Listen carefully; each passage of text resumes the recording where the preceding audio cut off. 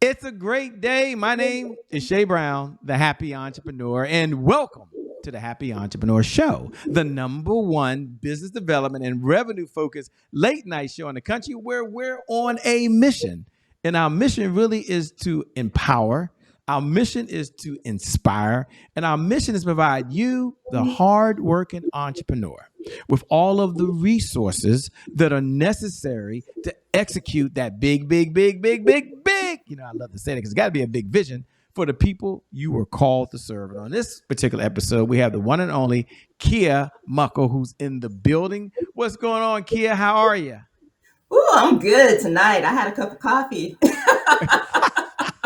I'm good. And not only that, you're helping me debut the fact that I am out of braces. There is no more brace space for me.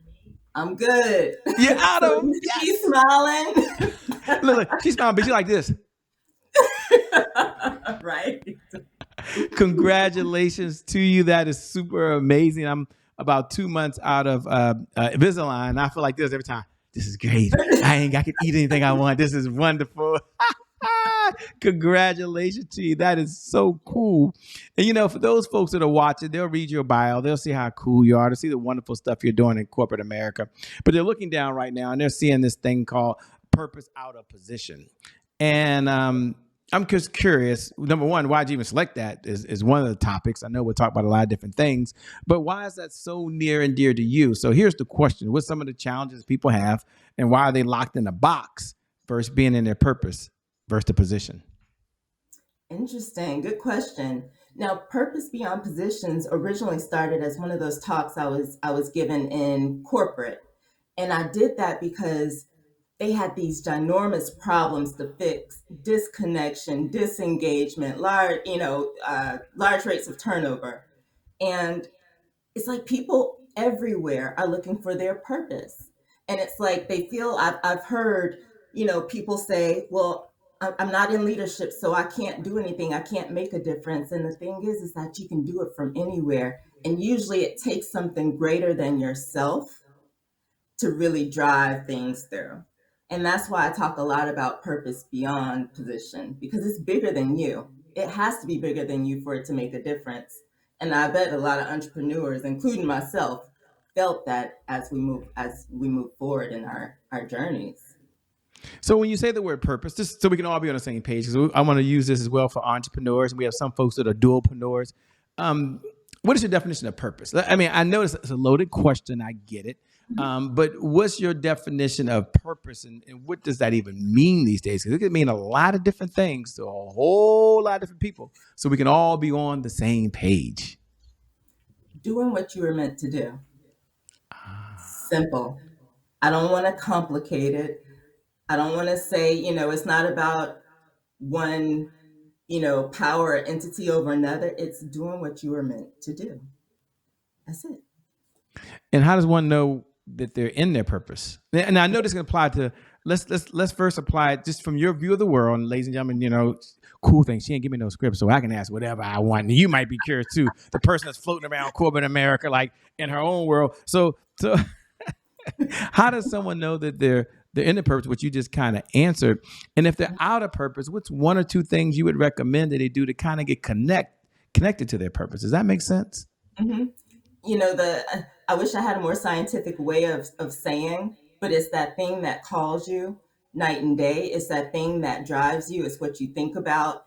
And the way I can tell when I'm in my purpose and help people understand when they're in their purpose is somehow, some way, you may have these guardrails. Let's just say you have these guardrails, and every time you try to go one way or another, that's not within your purpose.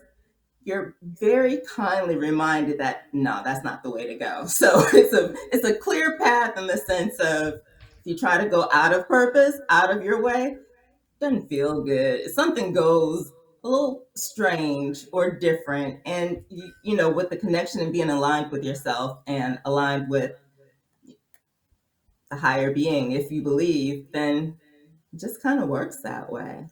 I like having to be a believer, so I like that. So let's talk to two audiences. Let's first talk to the person that's in corporate America or work a full time job. Maybe they work a government agency. Maybe they're nonprofit. Nonprofit don't mean no profit, by the way. So they could be doing some really amazing things. And then we'll come back and talk to the entrepreneur. So if the person that's in the corporate environment, talk to the person that says, you know what, I'm a leader. I manage a team, or maybe I'm going to call them individual contributors, maybe, and they're responsible for working with other folks. Two-part question. Number one, what's some of the challenges people have communicating these days? Because it seems like it should be really easy if you're in your purpose. I say something, you understand it. That's number one, which is a loaded question. And then number two, how does a leader help to ensure that their team is inside of their purpose? I'm actually working on something right now, and it has to do with alignment and getting back into formation, if you will. Um, Leaders and everyone at that are having a really hard time communicating because there's so much fear of how things will be taken when it's communicated. You'll offend someone. It will be just wrong, period. So we have a lot of people who aren't saying anything, and that's not the way to go. But we have so many people who aren't showing as much grace as needed to be in those positions, to understand and to hear. And that's a tough one too. So when it comes to leaders and communicating, usually if you're genuine, say what's there for you. Talk to people, be genuine, have a real conversation, be as transparent as you can be. And when it comes to you talked about the employees within a group, is that Yeah, correct? yeah. Hmm. When it comes to leading a team, leaders usually find you're in your purpose, you're operating within your purpose. If you can go home that night or that day or whatever shift it is after your task is done and you feel good, you've left things better than the way you found them. That's what I. I like that. That's well said. And they got to be thinking now, Shay. Who is Kia? Who is this person you're talking to? What's her backstory? Because it's so much diverse. I mean, she's this social impact type of individual, and I want to talk about that. So let's take a moment if we can, and tell them a little about who are you, what's your backstory, and what was the defining moment in your life? I know there's a lot that led you to doing what you're doing now. Oh, ooh, I love to talk about this. They say people love to talk about themselves, but in this case, I get so excited thinking about it because when I look back, I was born in Atlanta, but I remember when I was in grade school marching Justice for Janitors. And I didn't even know what that was. I knew about the energy that I felt. I knew about the people who were involved and my parents who are not janitors or anything close to it. I just remember thinking, wow, this this energy that's going on is just undeniable, right? So from there, I did some work. I was hired as a facilitator at the National Black Women's Health Project, it was called back then, as a facilitator for these young people who were making their way into adulthood. And the work I got to do there was incredible. Fast forwarding a little bit, I moved to Portland, Oregon. And that's an interesting story because my parents decided to move there to break some of the family cycles. And if you tap into that, some of you may understand what I'm saying when I say this. But sometimes you got to change environments to change how you see things. And I didn't think it would be from Atlanta to Portland, Oregon, but I guess, if you want some fresh air and some farm to table food, that was a really cool place to be. I love the fact that I got to grow up in Portland, Oregon. Uh, I'm sure you're not alone. I'm joking. I'm joking. I'm joking. I'm sure you're not the only one that's happy they grew up in Portland, Oregon. So shout out to anyone out there in Portland. We're yes, glad you're watching. Okay, thank you so much for tuning in. We appreciate every one of you. Sorry about that. Go ahead. Keep on going. keep Sorry. on Portland. And just, I remember doing a lot of social impact work even there. And, as I got older, I was able to go to college in Puerto Rico, where I was able to be introduced to a totally different culture and didn't speak the language. I remember I told my mom, I said, I had like $1,000 at the time, so I'll be fine. I had $48 in my bank account, but I decided I really wanted to go to school in Puerto Rico. And went there not speaking Spanish, worked at the Ritz Carlton parking cars, which I probably made a lot more money then. But they Ritz Carlton set the standard for me of service, being of service. So with my background in impact and social impact at that and being of service, it helped me understand from a work perspective what service meant. So starting to combine all of these things. And I had a wonderful career in sales. I figured, if you want to make money, you go into sales. So I've always had some kind of sales and marketing type of background. And I know you didn't ask me this far, but I've got to tell you this story. We want to know. I mean, yes. Tell us. This story is so important because people who are afraid or afraid to take action or afraid to do something, let alone my story of going to Puerto Rico with $48, not speaking Spanish to go to college. I survived. I'm still here. That's testament to that. But the thing is that I had a pretty good job at a point selling durable medical equipment. I was doing really well, took the time off. I was a mom to take care of my family. And getting back into the workforce was so challenging. It was not easy for me. This was at a divorce after a divorce. I'm a single parent, trying to figure it all out. And I remember going in the corporate in a work environment, making $10 an hour as an adult. Now, the reason the number is so important is because we use that as a measure of success. So I went from $10 an hour as a grown up, taking care of a child, to climbing higher and higher in corporate.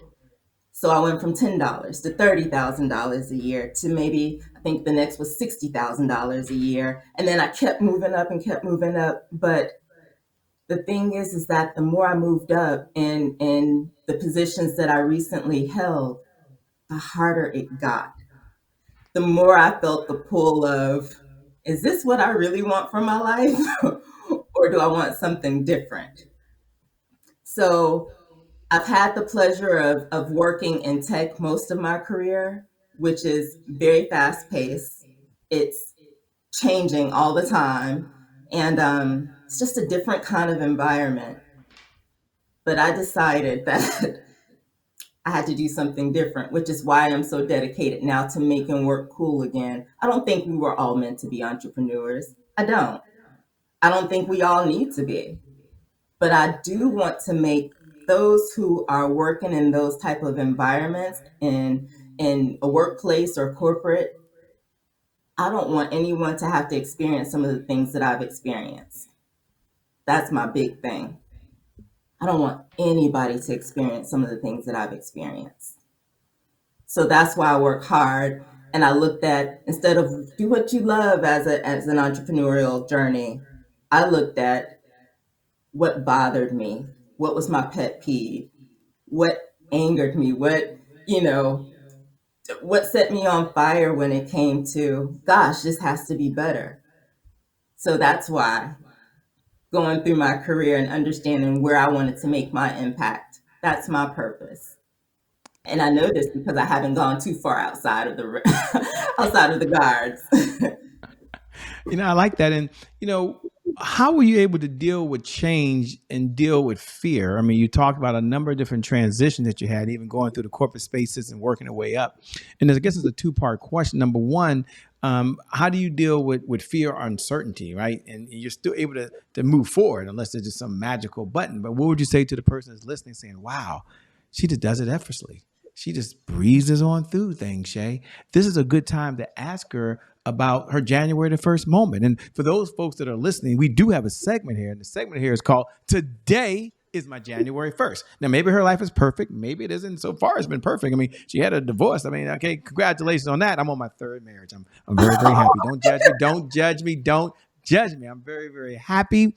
I made all the mistakes the first two. That was my fault. Had nothing to do with other people. I take full responsibility. I was a young man then. Still am young, but I was a lot younger then, okay?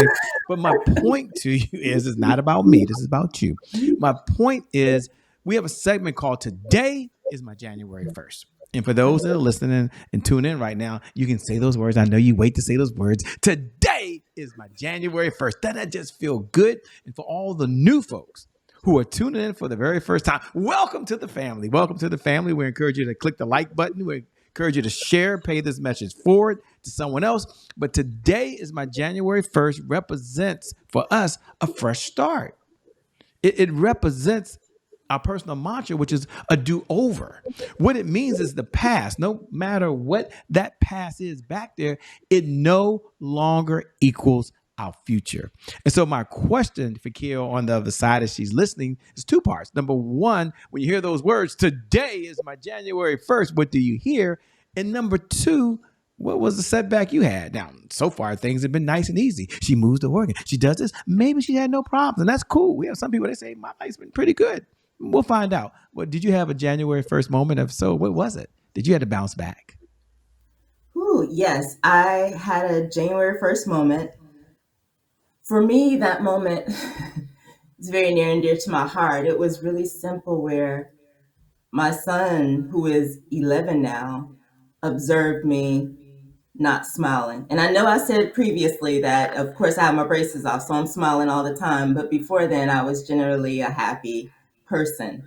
And the reason that is a January 1st moment is because I realized that I was operating from a place of fear as opposed to joy. And my son was the one who noticed, Mommy, you're not smiling like you used to. And it's something about when a child says it that is so genuine that it broke my heart that I let it get to that point. And that's the moment I decided to make change. But making change isn't easy. Making change involved me figuring out, okay, what involves me operating from a place of joy, which was not working in the type of environments that I was working in. And that's hard when we know how much the cost of everything is nowadays. I worked my way back up from $10 an hour to multiple six figures. And why would I want to leave that kind of opportunity where I'm getting those paychecks and health insurance and, commission checks? so, so the thing is that you understand what I'm saying, Shay. I know Yeah. it's been a long time, but Yeah. um, but I started operating from a place of joy and a place of faith. That was such a turning point for me from a simple thing that my son talked to me about, which was I'm not smiling anymore. And the thing about faith is, and the thing about operating from wanting to operate from a place of joy is that although there are people who write your checks in those organizations, I realize that they are not my source. That took away so much fear for me to understand they may write out my check for the work that I've done, but they are not my source. Mm. And when I look at it that way, I was able to make decisions. I was able to stand up for myself. I was able to, you know, create environments where I must be respected um, in these situations. I wasn't afraid to say or do or be, as they say, be authentic, as much of the authentic self I could bring. It took away the fear because at the end of the day, I knew that you're not my source and I'll figure it out. I'm pretty resourceful, but they are not my source. And so that was my okay, we're not going to operate anymore. All the stuff that I've done in the past to try to get through or try to play the games or, try to get by was no longer. And I wish I had the perfect setup, the perfect life, but gosh, the the things that I've encountered, I will say I have encountered in my workplace life, everything from sexual assault to mistreatment to blatant racism to hostile environments, as they say, I mean, just everything you can think of, it seemed like it happened.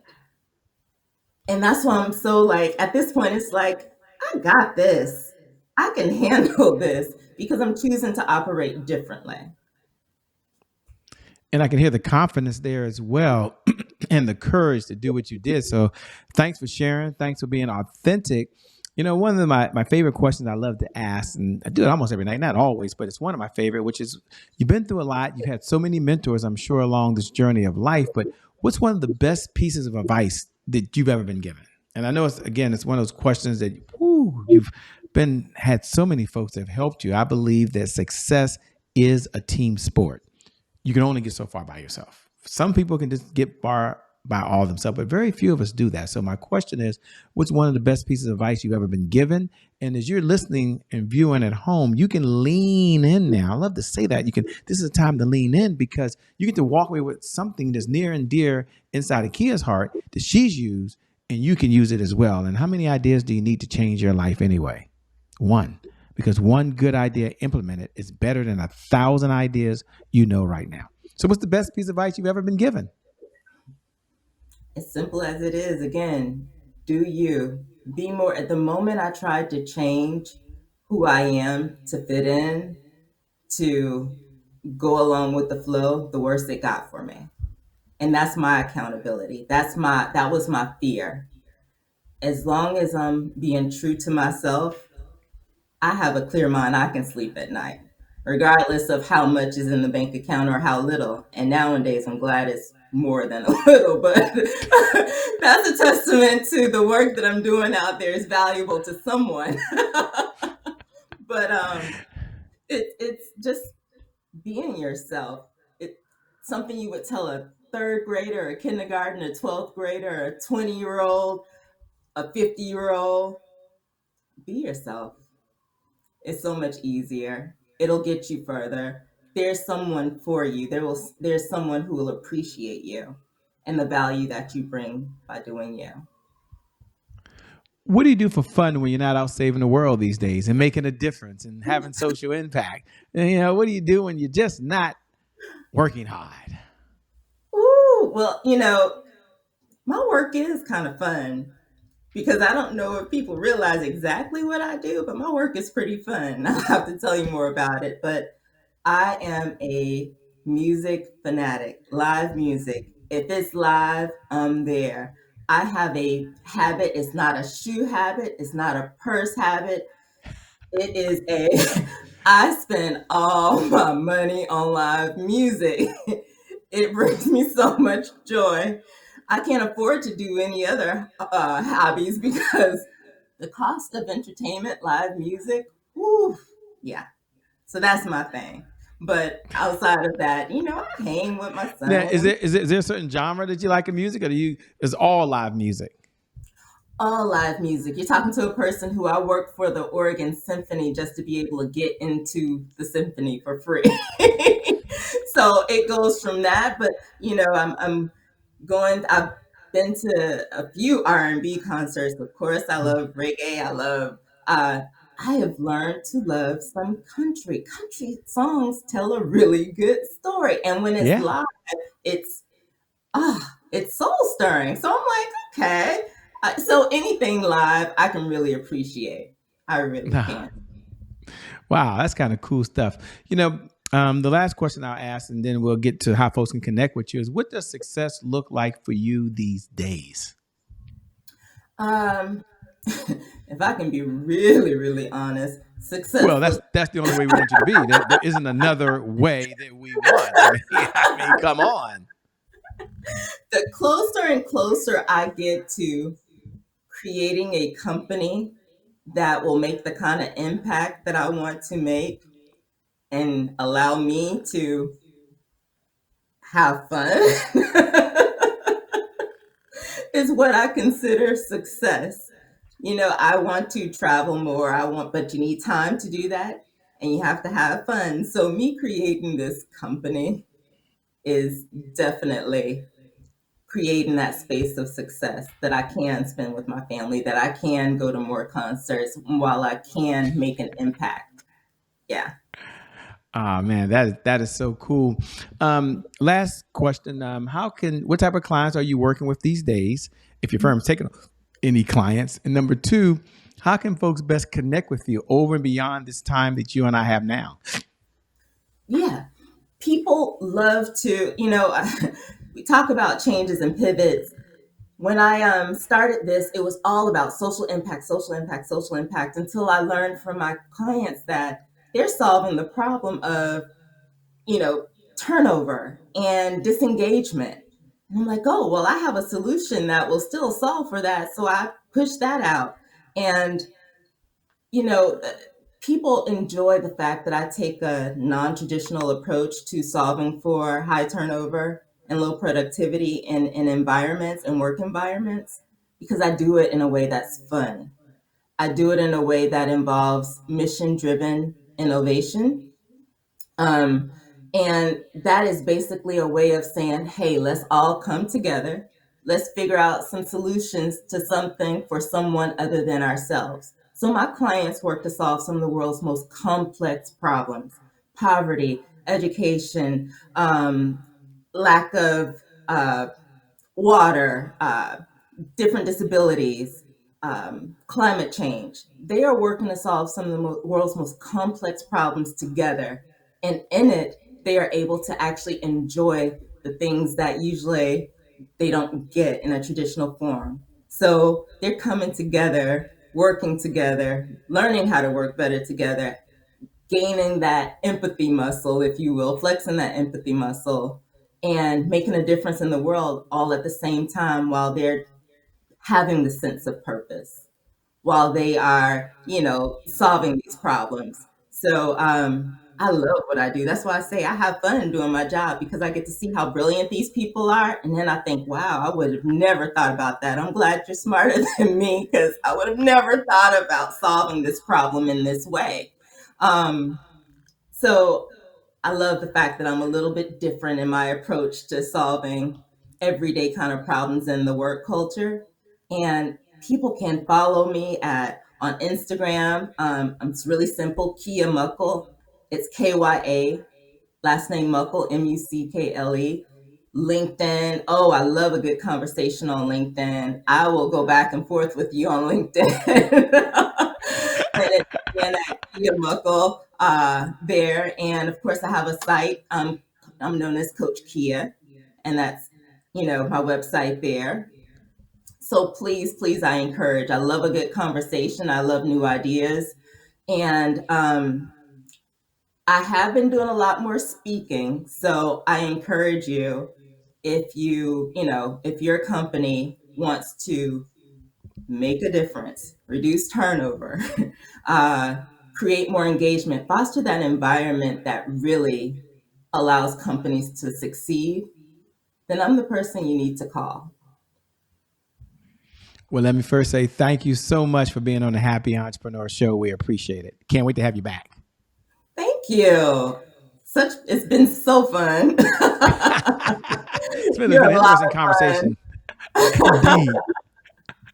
And let me say thank you to the viewers. Thank you for tuning in. Thank you for watching. We appreciated you being here. All we ask is that you pay the message forward. Hit the share button, hit the like button, connect with us over on YouTube or at I am CHE Brown. It's at my name, Shay Brown. We love for you to do that. And I love to share.